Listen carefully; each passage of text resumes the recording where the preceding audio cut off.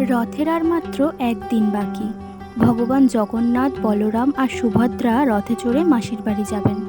আচ্ছা, তোমরা কি জানো যে প্রভু জগন্নাথের কি করে এই মন্দিরে প্রতিষ্ঠা হলো? চলো তাহলে জেনে নেওয়া যাক।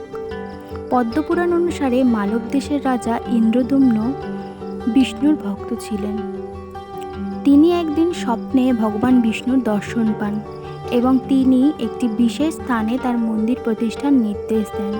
এবং তিনি এটাও বলেন যে সমুদ্র থেকে ভেসে আসা একটি বিশাল কাঠ দিয়ে জগন্নাথ, বলরাম এবং সুভদ্রার মূর্তি তৈরি করতে। সেই মতো দেবশিল্পী বিশ্বকর্মাও মূর্তি গড়ার কাজ শুরু করেছিলেন, কিন্তু তার শর্ত পূরণ না হওয়ায় তিনি কাজ অসম্পূর্ণ রেখেই চলে যান। আর তারপর থেকে প্রতি বছর আষাঢ় মাসের শুক্লপক্ষের দ্বিতীয়া তিথিতে রথযাত্রা অনুষ্ঠিত হয়। আজকে এতটুকুই। আবার দেখা হচ্ছে নতুন কোনো ভিডিওতে। টাটা।